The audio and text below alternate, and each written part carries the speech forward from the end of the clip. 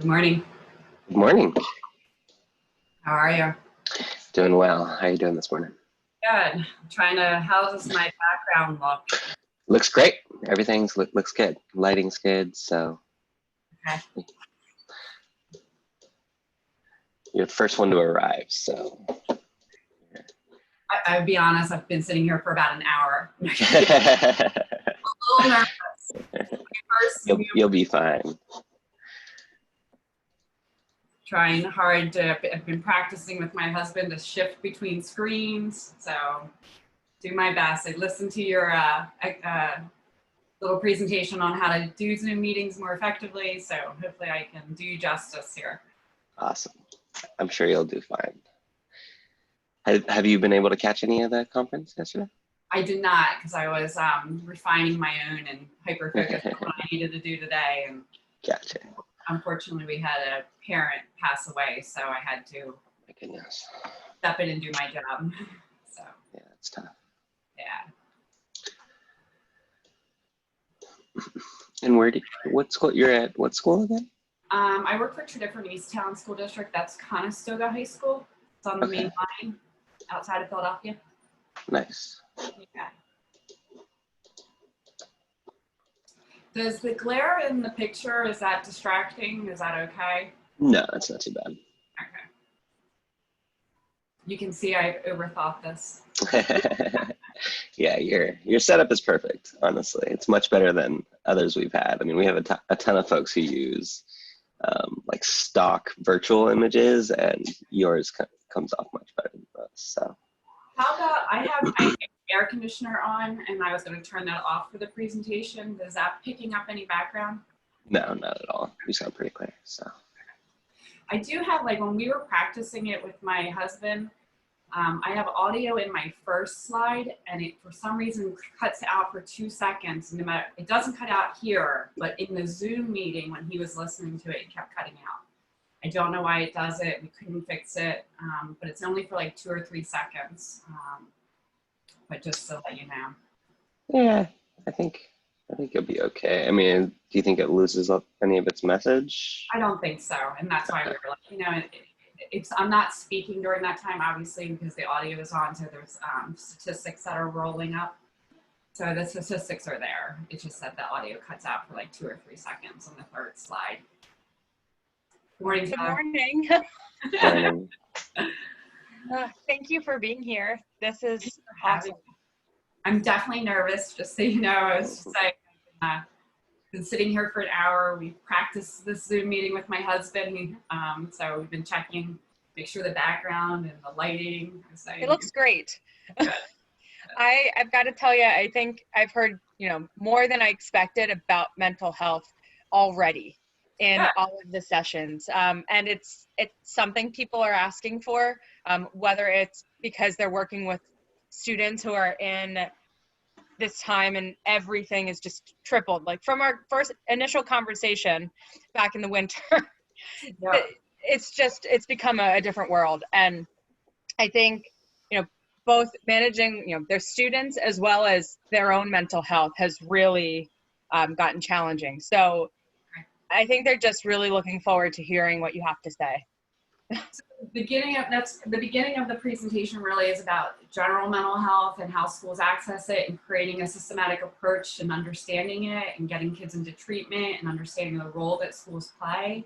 Yeah. You have a slide on COVID as well as social justice, because those are the 2 significant things that are happening in our world that are absolutely impacting our emotional health. And so I do end with that message. That's awesome. Okay.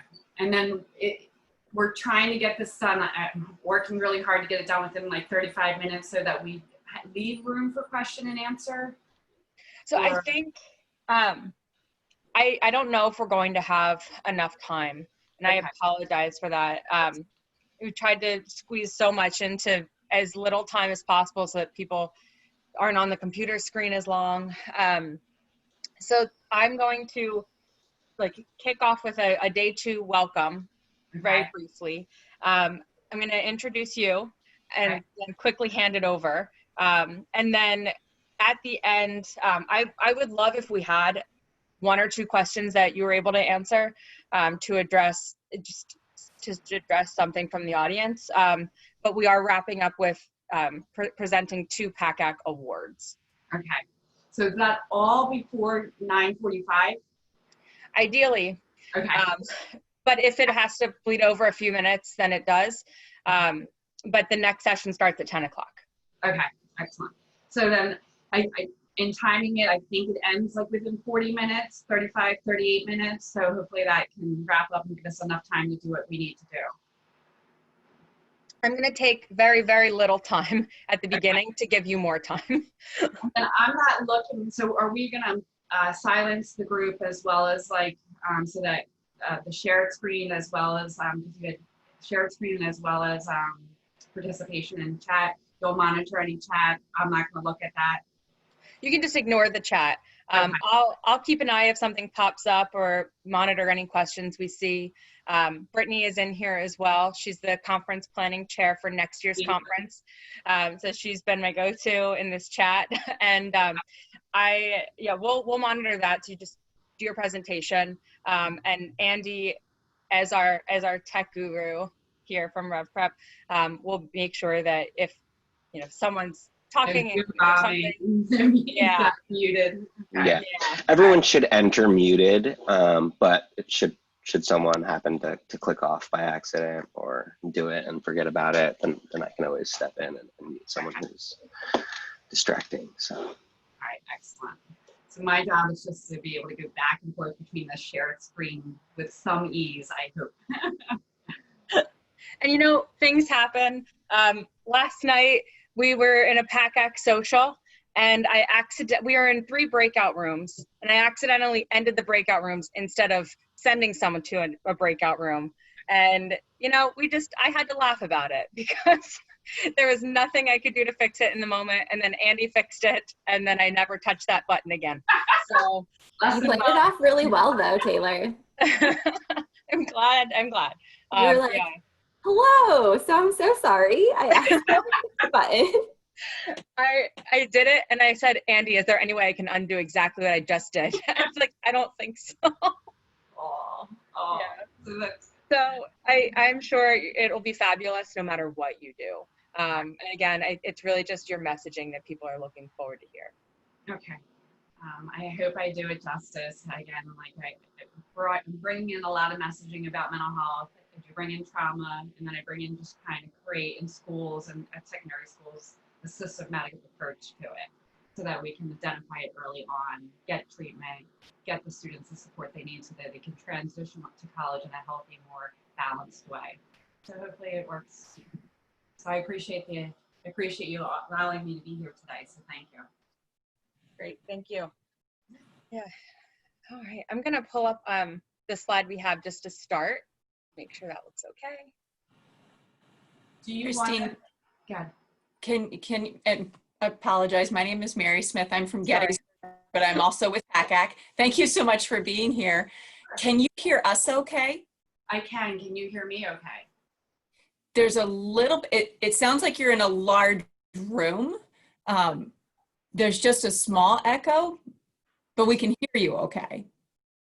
Is it better? I had my air conditioner on. I don't know if that was causing background. I'm actually in a very small room. Oh, interesting. No, it sounds okay. It just does sound like you are in a space that's picking up the sound. I do have my sound up very loud because I'm deaf. Is it better if I don't know if that matters, if I turn it down? I think it's okay. I think it's fine. Okay. I think it's fine. Yeah, it's actually a very small room.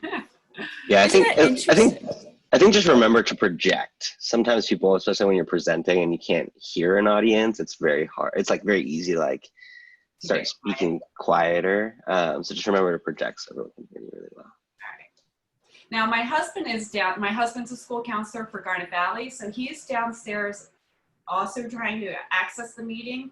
So we didn't know if that was creating some interference that we're both in the home. Okay. It shouldn't in terms of like the technical side of things, in terms of our meeting platform, but in terms of your internet access, it's certainly, I mean, you should be fine. I mean, there was like sometimes we could have hear the interference, like he could hear the echo that you're talking about. So he will probably want to make sure he's muted is the one thing, because then he won't pick up like you or a speaker. Like we won't obviously hear you in the background. It'll be the major thing we want to make sure we eliminate. Okay. Mary, does it sound better with the air conditioner off at all? It does a little bit. It does a little bit. It's still just the sound of being in a square room, if you will, but it's fine. I could open up the door, see if that would help.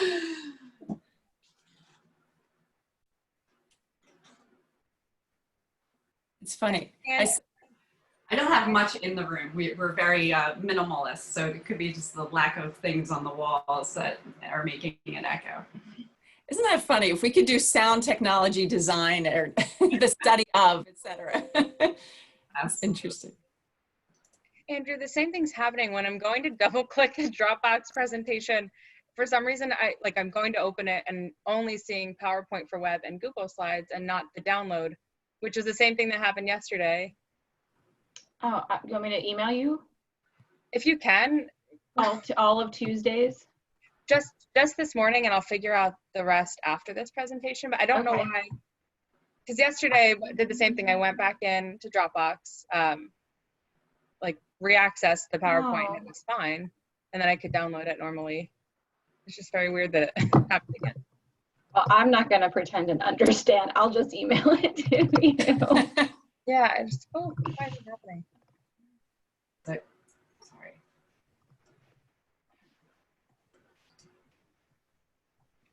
Can you hear me now? Yes. Okay.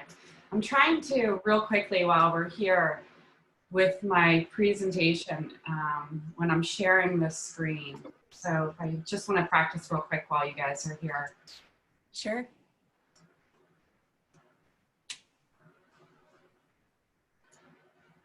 That's my first slide, Taylor. Okay, yeah, I can see it, great. All right. So do you think it's appropriate for me to start with it up, or should I start with it not shared? So I'm going to start with a PACAC presentation slide shared, and then, and actually just got it from Andrea. Thank you, Andrea, for sending that over quickly. Pull this up.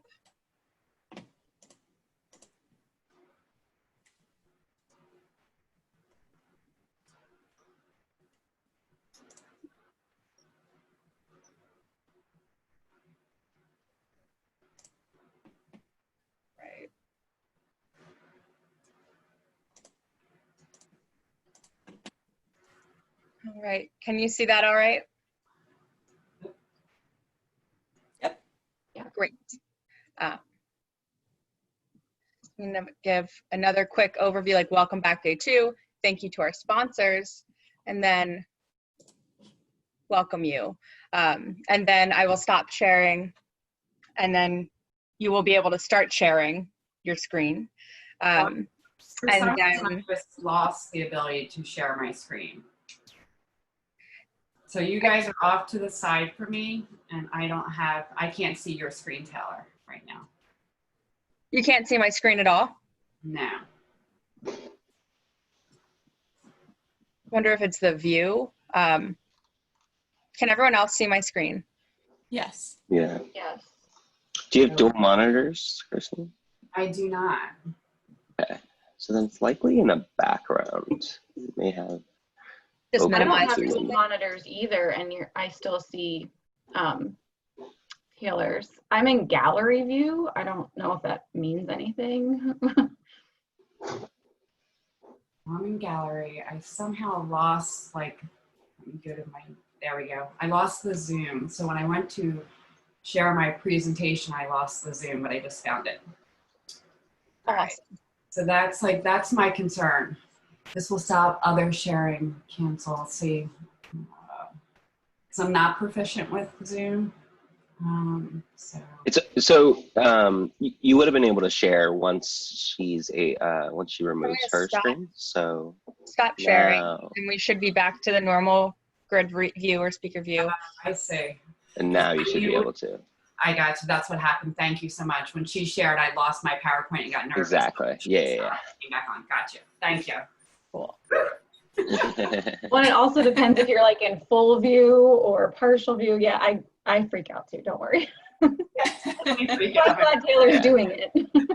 Yeah, Zoom will change the windows as soon as someone puts it into presentation mode. So as soon as she stops sharing, it should kind of reflect as normal, and then let you display that for everyone. So in those moments when I panic, I just acknowledge, okay, I'm in panic mode. I'm trying to And Christine, I know we had talked a while back, like, would you be open to a follow-up session? And with the schedule the way it is, it's just very crammed, and we appreciate your time here, but we would love more time maybe in the future. If you were ever willing to do a follow-up to your keynote or a similar presentation on mental health, partnering with PACAC, we would love it. Yeah, I absolutely would love to do any follow-up, because I really want, part of my presentation today is really talking about helping schools create a systematic approach to mental health. So I really want to put out to anyone who wants to take advantage of what I have to offer to help their schools develop these systems in order to better manage it. So any dialogue any platform where I can dialogue about it, I appreciate. Absolutely. Well, I know our professional development committee has been doing a series of online workshops, and they will be picking back up again in July and August. And I know that was actually the first session we offered when we went into the COVID lockdown, was a session on mental health, and it was over 200. We had over 200 in the session, and about 100 on the waiting list, Andrea? Yeah, we could only have 200 in Adobe, so we had like 200 or 300 registered, and yeah. So it's definitely a topic that is very much at the forefront of all of our minds, both on the college side, which you will have a lot of college folks in this opening session, as well as secondary school counselors. But I will say we are heavier on the college side, but everybody is thinking about the mental health piece. Actually, one of the sessions that was yesterday that had over 90 attendees, Misty Whalen, that was the first topic she talked about, was mental health, trauma, all of those different sorts of things, and what schools are dealing with right now. And it sounds, Misty and I know each other very well. She was one of my colleagues, and so part of my presentation today is going to be similar. It's all of what kids are facing, and then how we're addressing it and what we can do, both at the secondary level, but then also I go into the JED Foundation, which I am a huge promoter of the JED Foundation for both the secondary counselors and college admissions counselors, in order to enhance how we're addressing mental health at both levels. So last year when we presented, I talked to the people that were in my session. Maybe 5 or 6 people raised their hand from the college admissions counselor side that understood JED or knew JED. Some of the high schools, but it's definitely a website and an organization that I really, really promote, because all the resources are already there for you. They're free. Are you familiar with the JED Foundation? Mm-hmm. Excellent. And so that's definitely, I don't know if Misty talked about that. Misty has been in my world very long, so we talk off the same language. I think in some ways this is going to be kind of a perfect from one conversation to the next. She did much more of the open dialogue and discussion. And I think, frankly, you're going to provide a lot of the meat and potatoes, so to speak. Yeah. So I think it's actually a perfect segue from one to the other. And of course, not everyone, there were 90 in that session, but there were 8 sessions going on at the same time. Wow. Yeah. This one of my colleagues was in the session, Jen Katzen, so she had texted me, Misty just said your name 3 times. I'm like, great. All right, it looks like people are hopping in, and we'll let them in momentarily.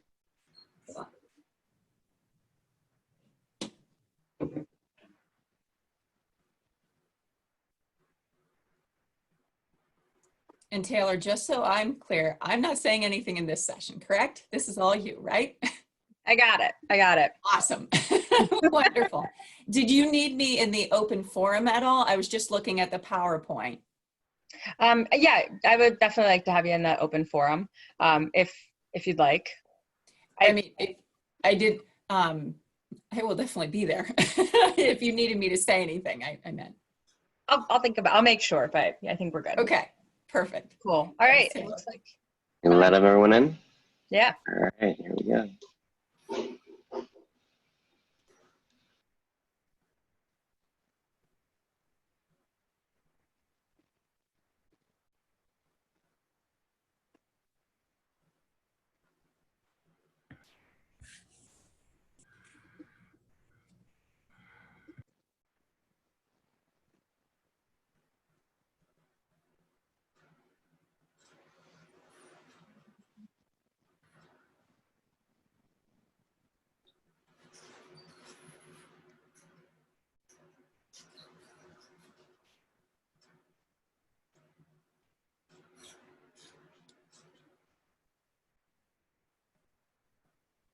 Good morning, everyone. Welcome back for day 2. We're going to give it just a few more seconds for some additional people to join.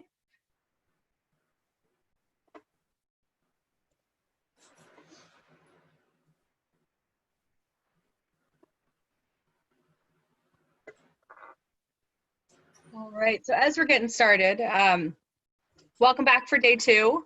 If this is your first day joining us, welcome to the PACAC conference. My name is Taylor Miller, and I'm the conference planning chair this year. Very proud to be the chair and work with a fantastic conference planning committee and our wonderful conference sponsor and host, Revolution Prep, to actually put on this virtual conference, our first ever.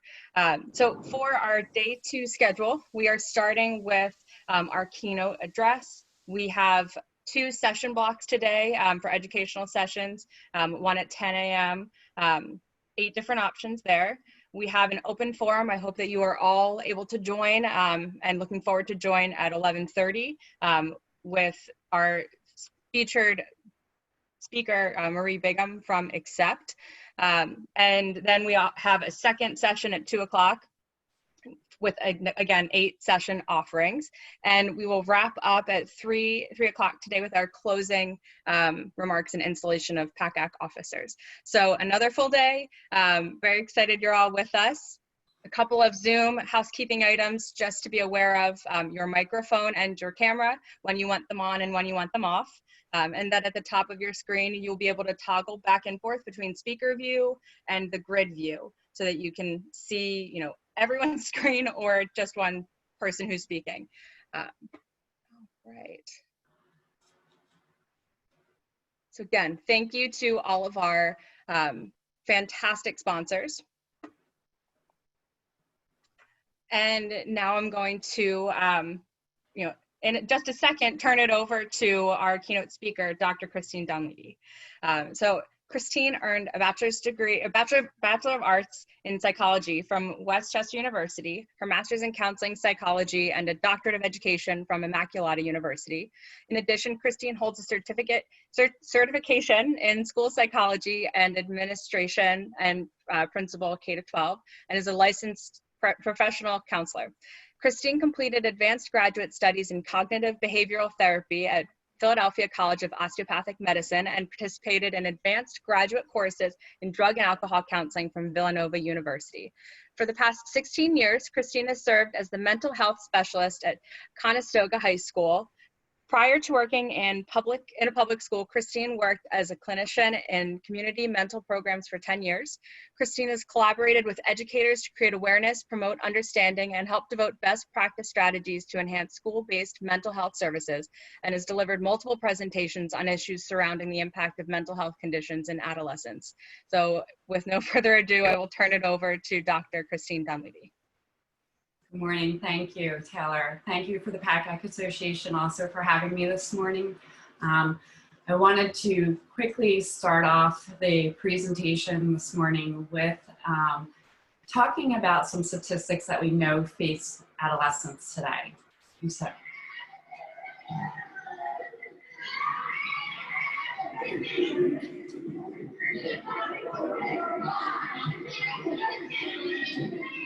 Christine,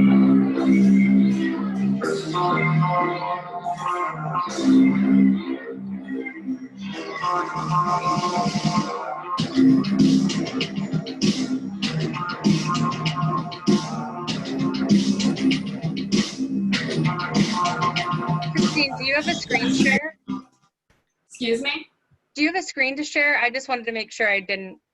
Oh, I was sharing my screen. Did you guys not see it? No. Okay, I just wanted thank you to for letting give me you a know. heads up. That's important because I was trying to share it. Thank you. Sorry about that. It's a technical difficulty. Here we go. Can you see it now? Yes. All right. Sorry about that.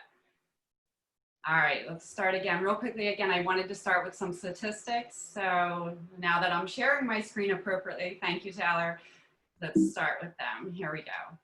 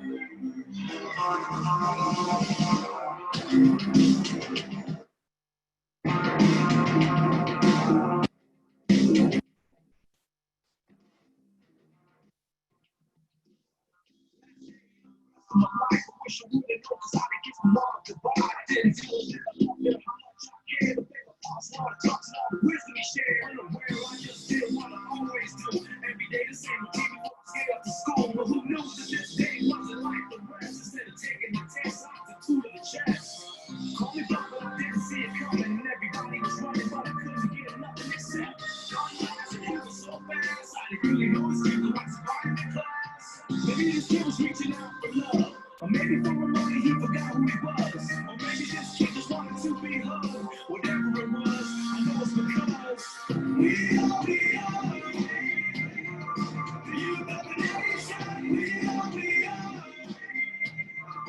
youth of the nation. We are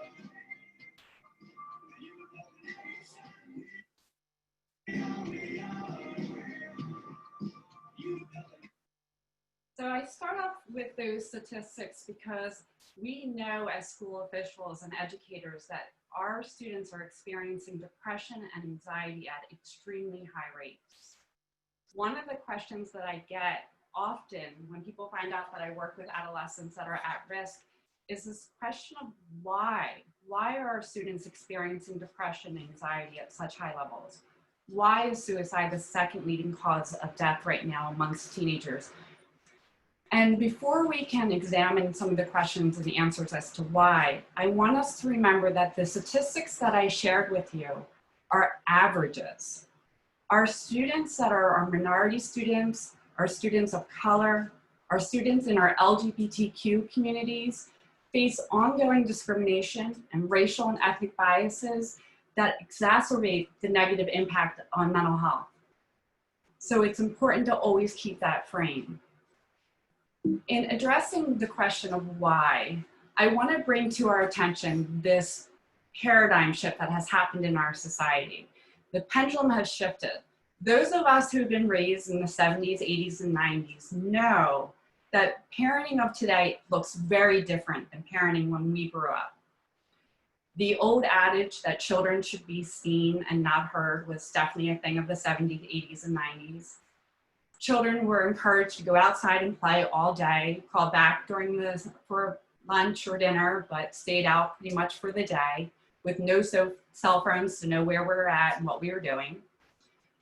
If you had a problem in school and you actually went to your parents to talk to them about it, the first question often asked was, what did you do wrong? We also saw back then that things like punishment and discipline could include being hit by a belt or a spoon, and that was considered appropriate. Obviously, we recognize that that now is inappropriate and abuse. And things like even a child being sexually abused. At that time back then, it was hidden, misunderstood, or didn't believe to actually occur. So because of some of those events, like in our society, things shift. And part of that shift we've seen in parenting has been this introduction of things like bubble wrapping students. We bubble wrap our kids right now. I see some head shaking. We do. We don't want them to experience any pain or harm. Another good parenting trick right now is our helicopter parents. We hover over, helping them navigate every which way, kind of like your GPS in your car, rerouting. Another societal trend that we see is snow plowing. We are going to move all obstacles out of the way for our children today. We don't want them to experience any pain, any obstacle. One that you may or may not have heard of is the electronic umbilical cord. Thank you for the cell phone. I've had actually college professors tell me that they see freshmen on their campus calling mom and dad asking, where's Ramsey Hall? How do I get to my next class?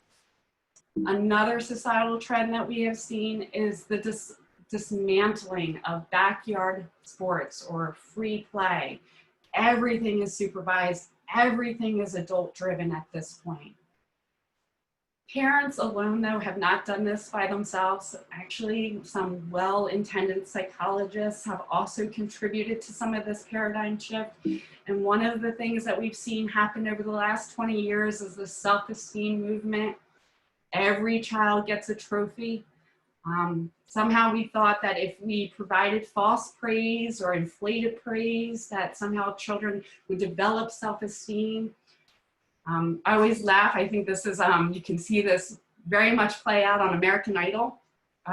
You'll have them interview parents and loved ones, talk about how well their child can sing. They get up on that stage and we're sitting on our couches and we're listening and watching this person about to sing, and then they open their mouth to sing and we're like, oh my goodness, who lied to this person? This person can't sing. Again, we somehow felt that this inflated need for building self-esteem could be approached by giving false praise. Another well-intended psychological movement that took place, Dr. Kelly McGonigal, who is a health psychologist from Stanford, she talks about in her practice, she recognized that one of the things she was doing was making stress an enemy.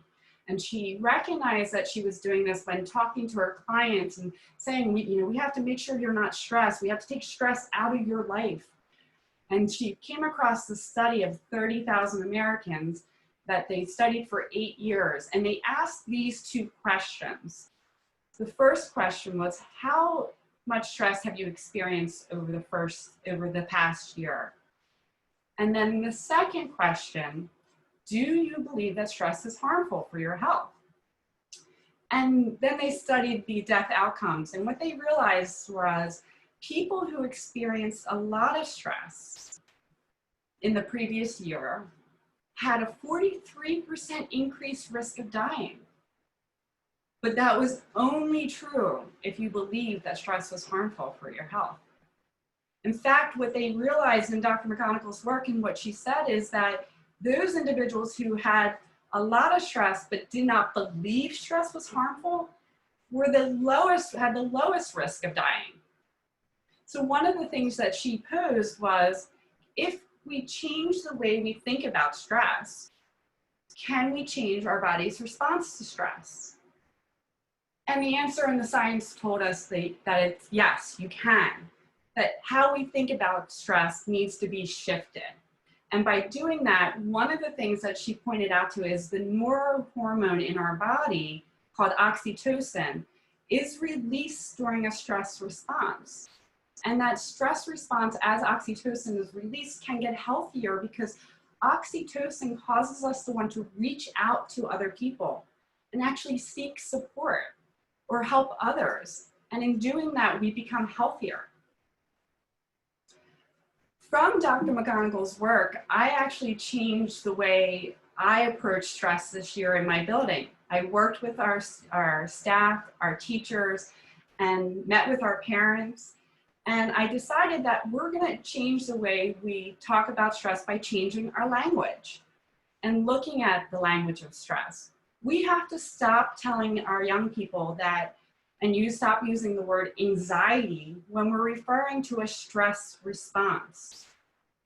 Young people need to be taught that stress response is a normal call to action. It's not anxiety. In fact, there are 3 different types of stress: Positive stress, which can happen both with positive things that are happening in our life or negative things that are happening in our life, happens on a daily basis, and it causes us to want to adapt. For example, positive stress is like for me presenting today. And what that stress response did was cause me to act in order to prepare and be ready for this presentation. So that's positive stress, and it happens throughout the day multiple times, and it's healthy and it's necessary. Tolerable stress happens throughout our lifetime, but if we have healthy relationships and healthy coping skills, it should not have a negative impact on us. And then there's toxic stress, and toxic stress is absolutely dangerous for us and unhealthy. So why am I bringing up how the paradigm shift has changed, the thoughts about how we're looking at stress, the language that we're using? Is because one of the things that those parental ways in which we're approaching childhood impacts us is it actually handcuffs us from helping students develop resiliency. Students have to learn problem solving and healthy coping skills and be given the opportunity to practice those skills without parents hovering over them. See, our response to stress is similar to our immune system. We have to experience stress so that our brain learns how to react and cope. And so that when we're faced with more intense stress, we know how to manage it. When we prevent students from experiencing stress, or prevent students from what I call experiencing developmental appropriate adversities, we actually handcuff their ability to become competent adults, competent young adults. Some of you might be asking, what is a developmental appropriate adversity? The example that I give my parents that I work with about a developmental appropriate adversity is kind of similar. Who I use is little Emily. I give the example of Emily, who went off to first grade. She loved her teacher. She had friends in her first grade class. She came home every day from school telling mom and dad how amazing school was. Had a great first year experience. Second grade comes, and the first day of second grade, Emily enters her classroom, and she's in Mr. Grant's class, and she quickly looks around the room and realizes that all of her friends have been placed in Mrs. Little's class. By the time Emily gets home to her parents, she is in tears, she is crying, she's under significant stress and distress, and she tells her mom and dad, I can't go back to school. I can't go back. I won't make it. I have to be with my friends. I need to be with my friends to be healthy and successful. Mom and dad get scared. They see their child in distress, and the first thing they do is they pick up the phone and they call school. And they ask little Emily to be moved into her other class with her friends. And in that moment, parents have unintentionally handcuffed Emily's ability to develop resiliency. And it has detrimental effects. In understanding depression and anxiety within our schools and how mental health presents, we have to look at trauma. Earlier on the statistics that I showed you, you saw that the adverse child experiences are happening at high rates.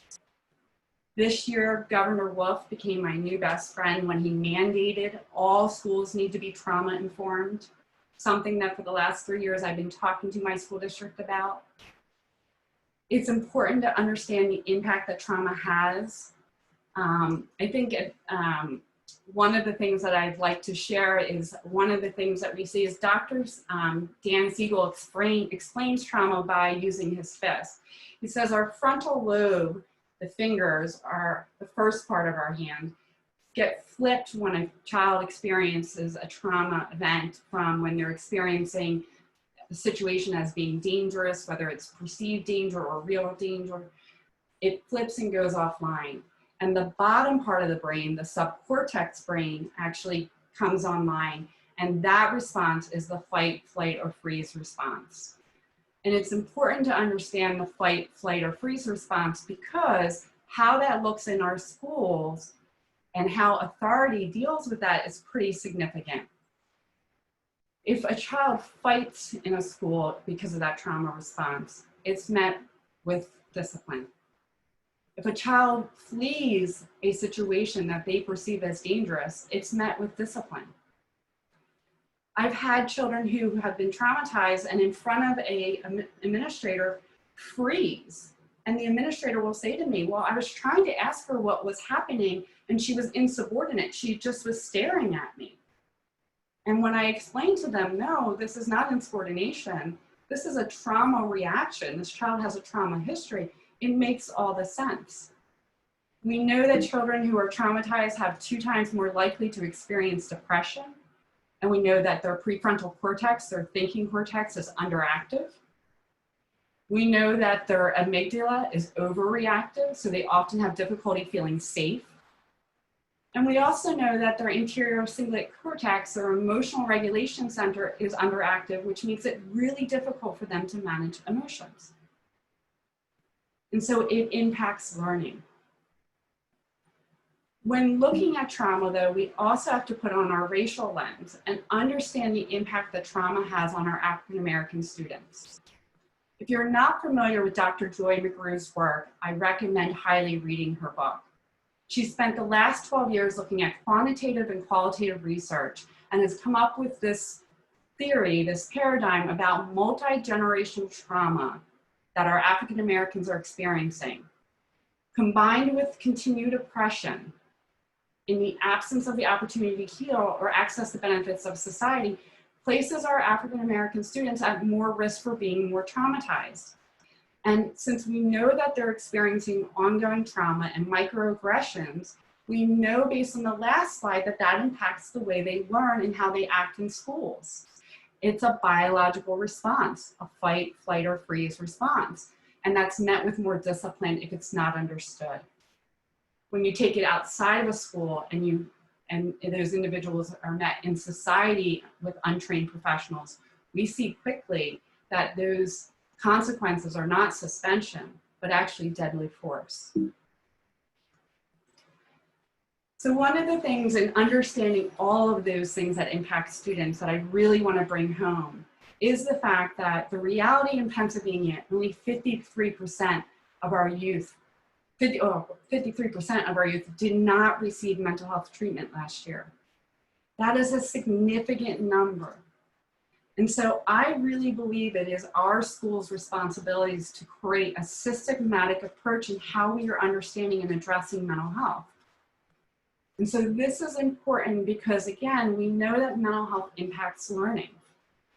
So I want to just quickly talk about access to treatment, level of treatment, and paying for treatment. Because if we understand this, then we can actually help get our students in treatment.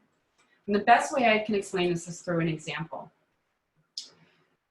Johnny comes to school. Johnny's always my example from Johnny. Johnny comes into a school day, and what we know is his 9th grade year, Johnny was really successful, an A-B student. 10th grade year, same thing, A-B student. He got involved with rugby. He's involved in our peer mediation group. He's not a discipline issue. Things are going well for Johnny. Then he enters junior year, and he starts to struggle a little bit. At first, it's not noticed. Maybe his grades drop 5, 6, 7 points. All of a sudden, then Johnny starts getting late to school. He's having difficulty getting up in the morning. His parents are fighting with him. Johnny's more irritable. The next layer we see is teachers are starting to reach out to the school counselor. Johnny's not turning in all of his assignments. He's starting to miss some assignments. These are soft signs that when the counselor pulls Johnny down, Johnny explains away. He's just more stressed right now. He's overwhelmed. It's rugby season. He's going to get to that assignment. He's going to get to that work. And the counselor helps him create a schedule, talks with the teachers. Together they come up with a plan. And 2 and 3 weeks later, Johnny's still not able to follow through with that plan. Mom and dad, because it's junior year, and junior year is, the critical year. Everything happens in junior year for any student to become successful. Junior year, parents are stressed. So all of a sudden they're seeing Johnny's grades drop and they are worried. They don't know what to do. So they call the school and say, I don't know what's going on with Johnny. In my building, because we have a systematic approach to how we address mental health, Johnny winds up in my office. And when I'm hearing these symptoms, I recognize these symptoms are part of a bigger picture. And so when I'm sitting with Johnny and asking him about his ability to concentrate, and he's telling me, Dr. Dunleavy, I'm reading and I have to reread and reread. I can't seem to grab the material like I used to. And I ask him about his home life. He's like, yeah, mom and dad and I, we're fighting a lot right now. And moms and dads are telling me I'm irritable and I'm angry. He's like, and I'm sleeping a lot, but I don't feel rested. Johnny doesn't understand what's going on. And so since he's in my office, I have the opportunity, and this is why I think schools play such a critical part, to explain to him, Johnny, what's happening is you're in the midst of a depressed episode. This isn't about a lack of effort or organizing your day. You are actually experiencing depression, and depression interferes with your ability to do all those other things. What I get to say to Johnny, and this is the part that being in a school really matters, is I can help. I can help by gaining access to treatment for you. Because I know the mental health system and because our school has a systematic approach, I can bring mom and dad in and I get to explain to mom and dad what your son is experiencing. All the behaviors you are sharing with me, they're depression. And it is a medical treatment, a medical disorder that needs treatment. The first thing that parents will say to me is, well, but I don't want it to upset his schooling. But I have to explain to them, his schooling is already disrupted. Johnny's not able to access our curriculum because he is under a depressed episode, which will only get worse. And right now, school's part of the problem. What we're doing is he's coming into our building and I'm adding stress every day by jamming physics and psychology and English down his throat, and his brain is injured. I equate it to, would we ever ask a student who has a broken leg to run 4 miles each day in order to be graded and considered successful in our building? Well, of course not. We would tell them, take a break, rest. And so I bring mom and dad in and I explain to them that our systematic approach allows me to get Johnny to treatment while systematically putting the educational system on hold. And this is crucial. And the schools have the power to do this. We partner with the medical team and we medically excuse Johnny from school while he's getting treatment to give his brain the opportunity to rest and heal. And then if we have a systematic approach, we can bring Johnny back into the building. In my district, we're able to provide additional support in helping him get content recovery. We don't make him make up any of the work because that would just be undoing all the positive we just did in getting treatment. But we actually bring him back in systematically and help him access the curriculum in a healthy way. By having this systematic approach, I actually can identify a student earlier and I can help them gain access to treatment. The other part of the slide that I want to discuss real quickly, let me pull it back up so that you guys can see it, is paying for treatment, because that's another barrier that I will hear about often. Real quickly, can you see this slide now? Okay, so paying for treatment, one of the things that I think sometimes educators and parents don't know is that in Pennsylvania, any child with a diagnosis of depression, anxiety, post-traumatic stress disorder are eligible for supplemental insurance through medical assistance. So if you don't have insurance, that is not a reason for why a child can't seek out treatment. We can actually help apply for medical assistance and ensure that the child has access to treatment with medical assistance. And it's not based on income, it's purely based on that diagnosis. My district is one of the most affluent districts in Pennsylvania. And at one point in Chester County, we had the most students enrolled in medical assistance in the county because we were educating our parents about medical assistance. So again, the systematic approach. And why is that important? Because with anxiety and depression and post-traumatic stress disorder, we have to early identification, get parents to access treatment, but we also as a school have to recognize that because it impacts learning, that it is our responsibility to understand how the mental health world actually coincides with the educational system through the law of child find. That when children have the disabilities, it is our responsibility as a school to educate them by making sure that we are providing evaluations to determine if they are eligible for special education. If you have depression or anxiety and it impedes learning, you qualify for special education under other health impairment or emotional disturbance. I wish that was enough, but I have to be honest, and we have to look at our educational system. And one of the things that we have to recognize is, one, we're not identifying students quick enough. Only 0.73% of the population is identified for emotional disturbance, which doesn't match the statistics from earlier. But also the other thing that we have to recognize is that, I'm sorry, let's see. Can everyone see the full screen?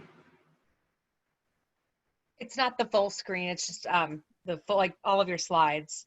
Okay, sorry about that. Is that better? Sorry. Yep, the other thing, thank you. The other thing is that our emotional support programs are not operating similar to our learning support programs. Our learning support programs, when a student has a learning disability, there are evidence-based strategies that they are taught. If you have a reading disability, you learn about the Wilson program, and they're taught strategies to compensate for their disability.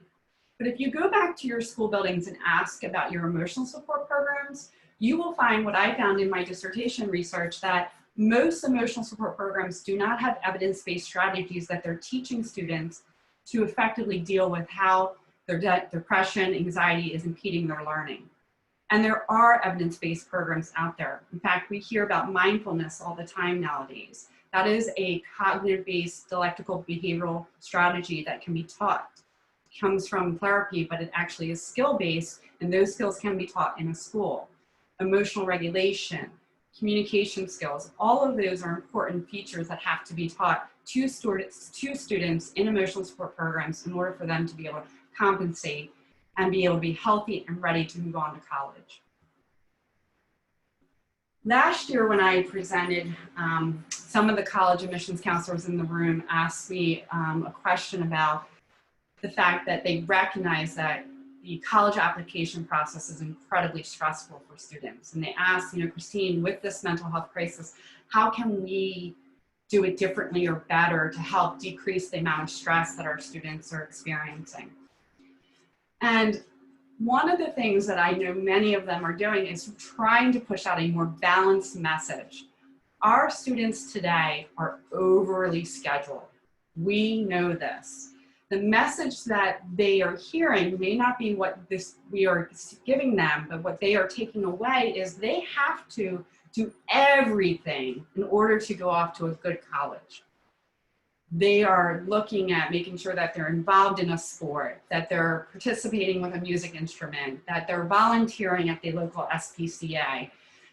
They're told that they must take the most rigorous academic course load that their school can offer. But unfortunately, depending on your school, that may not be available or able to be done. In my school, we offer 26 AP courses.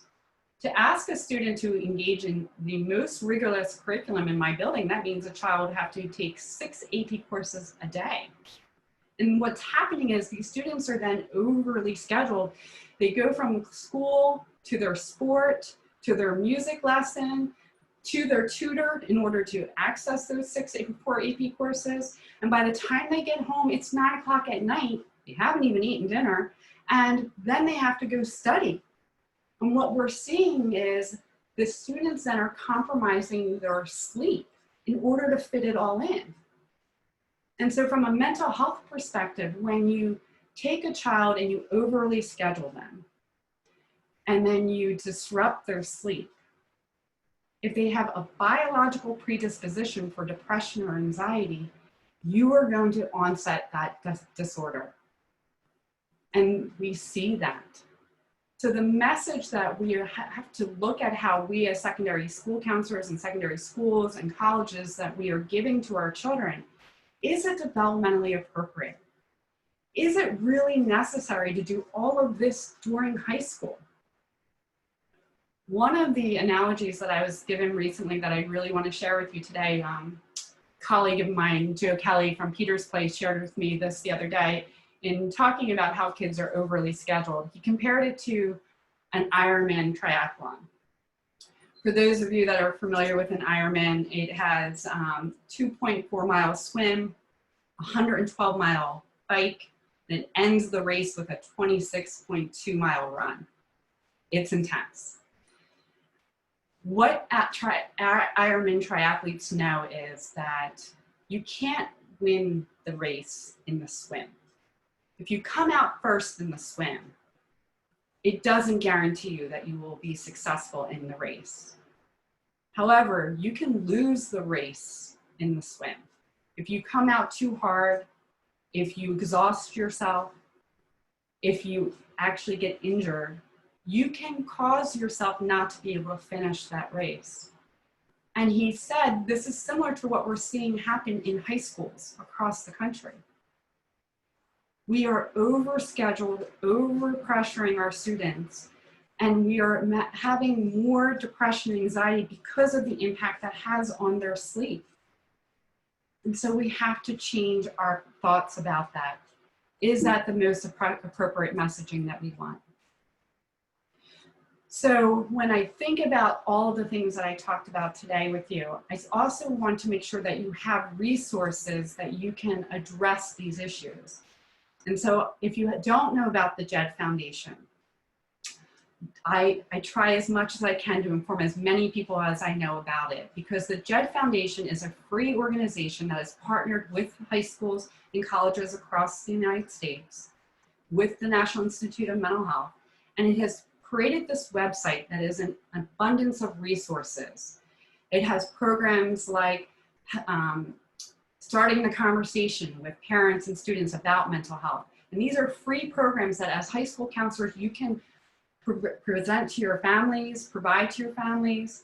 They have programs that are Set to Go, which is a program that helps you look at all the different intricacies needed for transitioning to college, including whether or not your college is a right fit. It has surveys to be taken to determine if you are experiencing depression or anxiety. You actually can put in your college and it will tell you exactly what kind of counseling resources are available. So the JED Foundation is a resource that you should be introducing to our families and students as early as junior year in high school. But then again, I would say during freshman orientation, because our students of today look for information, and this is a website that they absolutely can get the information they need to help them navigate the systems. I have to, I would be remiss if I didn't bring up COVID-19 right now, obviously. We recognize right now that we are in the midst of a significant pandemic that is emotionally impacting us. I am getting calls left and right about COVID and how is it going to impact students? What are we going to see as we move forward when the school year comes? And what we know about pandemics, what we know about national disasters and from a mental health perspective is we will see an increase in depression and anxiety and post-traumatic stress symptoms, to a point of 50%. And so we need to have a systematic approach to mental health in order to address what's about to come down the pike. We already were in a mental health crisis. Now it's magnified. So if we can develop a systematic approach to get students treatment, and we can decrease the barriers by partnering with these medical treatments from an educational standpoint, we can get our students the help that they need. But I will remind you of this, and I think this is important. Going back to Kelly McGonigal's work and looking at the language that we use with students and the language that we use with each other. COVID-19 is not our new normal. It's not. The pandemic will end. We will not be in quarantine forever. Shelter in place will stop. Our schools will reopen. Our stores will reopen. And so it's important how we frame COVID-19. The majority of us We have to remember that mental health is on a spectrum from wellness and health to illness. The majority of us, the worried well, will surround ourselves at this time with our support systems, seek out the support we need. But for some of us that are on the front lines or have experienced COVID direct impact, they will need more formal treatment, and we have to get treatment to our students. Additionally, with COVID-19, we have to recognize the other thing that our students and our world is facing right now is not just a war against COVID-19, but we're in a second war for social justice, and it is impacting our students on every day. We are seeing students of color experience traumas on a daily basis, racial discrimination. We have to help our students through this. We as educators cannot stand silent. We have to look to create systems to come up with vaccines against COVID-19, but we also have to create solutions for social justice. So I have a tremendous amount of hope for our society. I believe in the human spirit. I believe in our ability to recover. I know that hope is not a course of action, but it is a foundation to act. And what I will tell you is that together, we do amazing things in this country. As educators, we do amazing work when we come together. And so I really want to leave this topic today with some inspirational pictures of how we've come together to remind us that in the face of all of the adversities that we're experiencing with COVID-19, with the lack of social justice in our world, that we can make a difference when we come together. And so I want to share some of these images with you.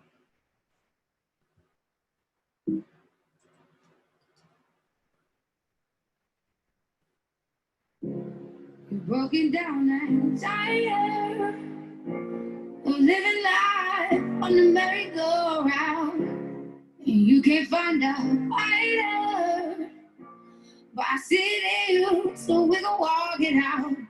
Ooh, mountain, we gon' walk it out. And ooh,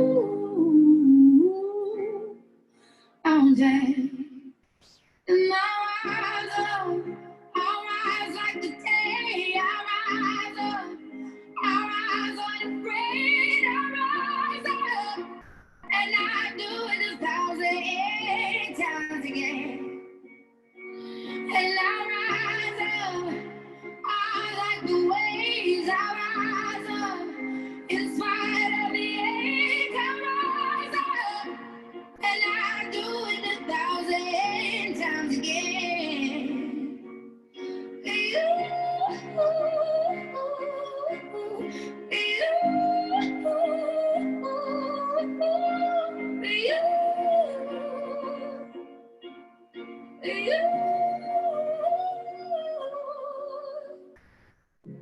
The silence isn't quiet, and it feels like it's getting hard to breathe. And I know you feel like dying, but I promise we'll take the world to agree. So thank you so much for listening to my keynote speech. I hope I shared some information that you can take away from you today. I'm here to answer any questions. If we have some time, I'll turn it back over to Taylor. And if there's any questions that people have, I can share my contact information. If we can have other conversations off of today's session, I'm available to help any way to help create a systematic approach to address mental health in our educational systems.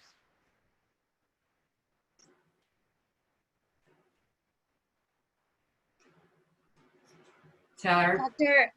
Dr. Donlevy, if you'd be able to stop sharing your screen for just a moment. Thank you so much. Thank you so much. I truly appreciate your taking the time to be here. And I think if we could twist your arm, we would love to set up another PACAC session so that we can address questions, because unfortunately we're just out of time and we do have a couple of other pieces before we head off to the next session. But thank you very much. Absolutely, thank you for having me. Right, so I'm going to share my screen with you all momentarily.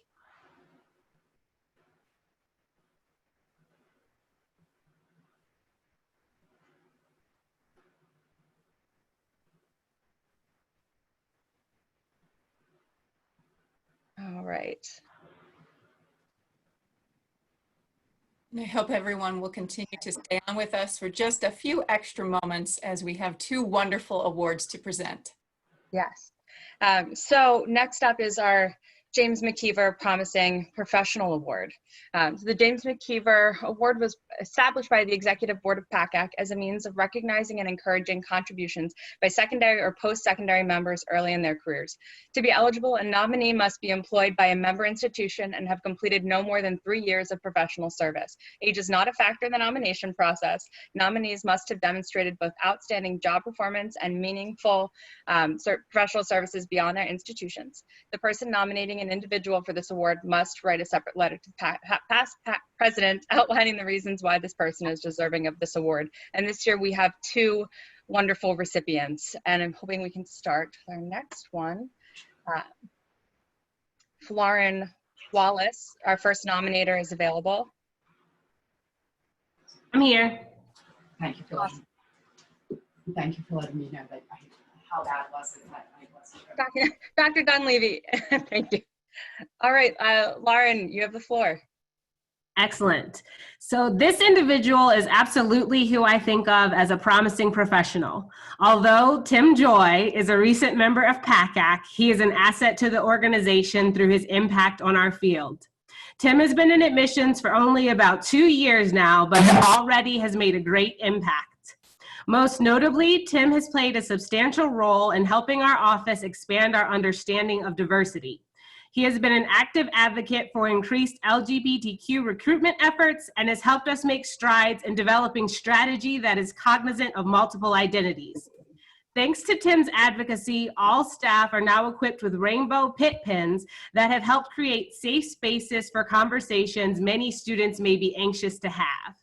In addition to his advocacy, Tim has taken ownership of leading our diversity recruitment receptions in several key markets for our university. Tim is someone the admissions and college recruitment profession can expect to see more from.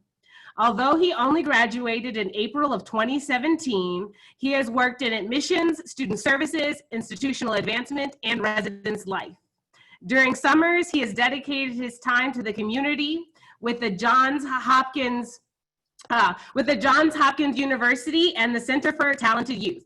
He has also been a youth mentor with the Pittsburgh Admissions Collaboration and a college positive volunteer with the Greater Pittsburgh YMCA.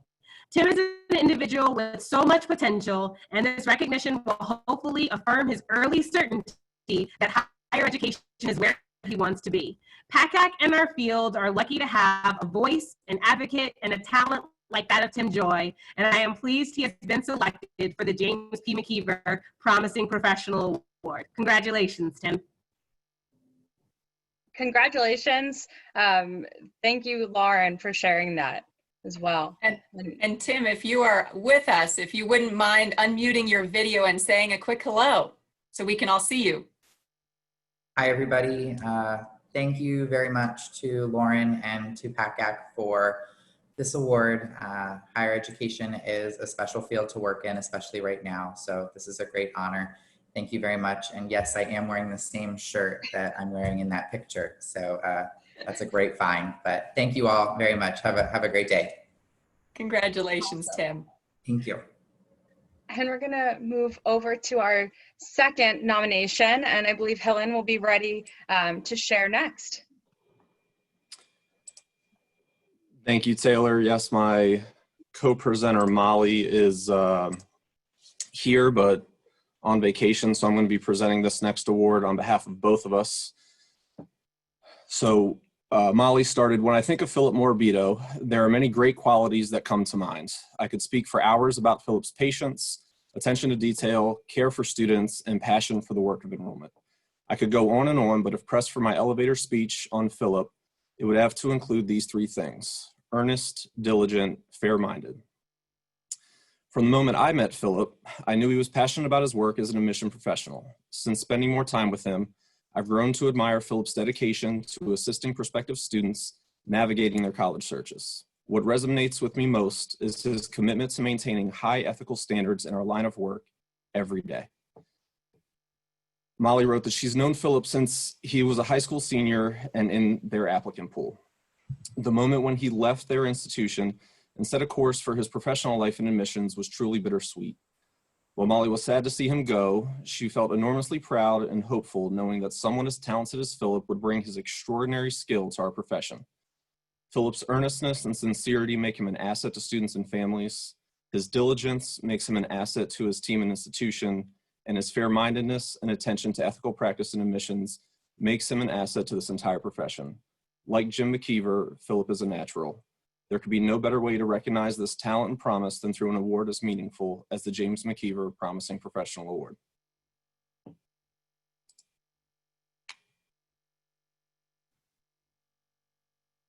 Congratulations, Philip. Thank you, Helen.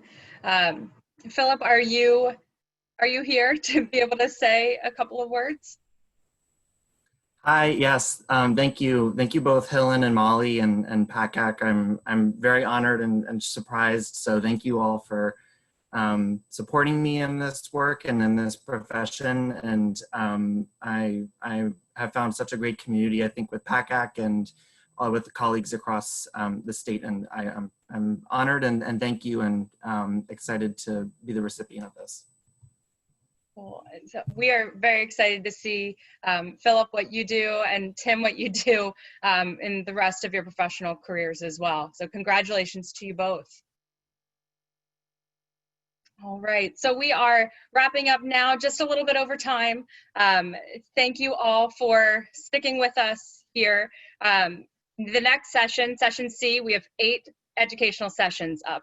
So take a couple of minutes, run to the restroom, and know that it is okay if you don't join right at the get-go, but also that it's okay to take breaks too throughout this day. And we have another educational session block in the afternoon, but I hope you're able to join us for session C. And reminder just to go back to the main access link that you've received in a couple of different emails now to access links to all of these Zoom sessions. And if you have any questions, feel free to email info@pacac.org or conferenceplanning@pacac.org. But I hope you enjoy the rest of the schedule today. And I would add, I hope to see many of you at the open forum with Accept. If you're not able to join the next session block, that will start at 11:30 with Marie, as Taylor mentioned. So I hope many of you will join us in that important dialogue.